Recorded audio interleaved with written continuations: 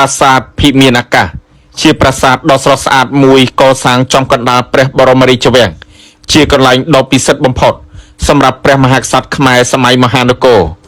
ទីនេះជារាជវាំងរបស់ព្រះមហាក្សត្រចក្រភពខ្មែរនៃរាជធានីយសោធរៈបុរៈប្រាសាទនេះត្រូវបុរាណវិទូសន្និដ្ឋានថា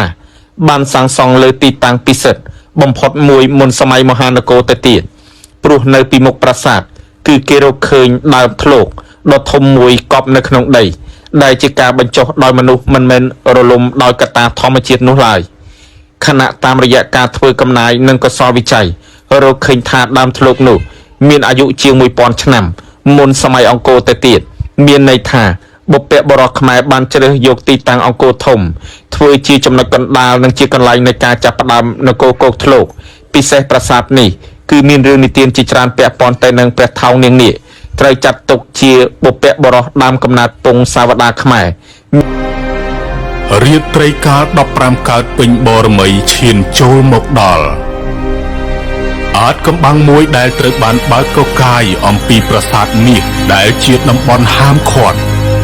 ព្រលឹងស្ដេចនាគស្រីយាងចេញមកជួបព្រះរាជានៅលើកំពូលប្រាសាទមាសបានបង្កើតពាក្យចចាមអារាមពេញព្រះនគរ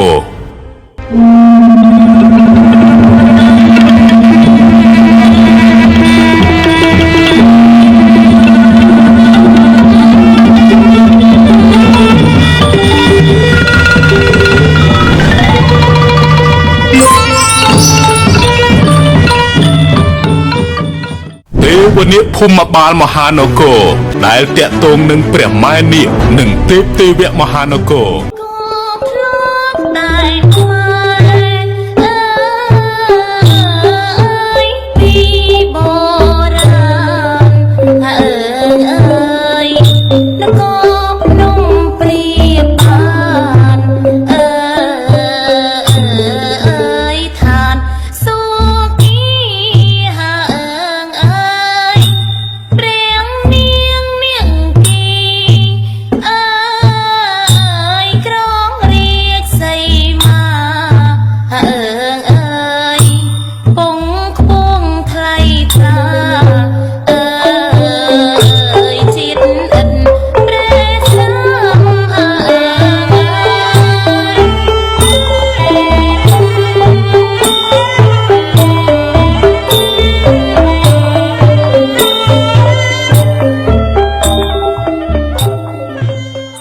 ប្រាសាទភិមានអាកាសជាប្រាសាទដ៏ស្រស់ស្អាតមួយកសាងចំកណ្ដាលព្រះបរមរាជវាំងជាកន្លែងដ៏ពិសិដ្ឋបំផុតសម្រាប់ព្រះមហាក្សត្រខ្មែរសម័យមហានគរទីនេះជារាជវាំងរបស់ព្រះមហាក្សត្រចក្រភពខ្មែរនៃរាជធានីយសោធរៈបុរៈចាប់តាំងពីពាក់កណ្ដាលសតវត្សទី10រហូតដល់ចុងបញ្ចប់នៃសម័យអង្គរអំឡុងដើមសតវត្សទី16ប្រាសាទនេះត្រូវបុរាណវិទូសន្និដ្ឋានថា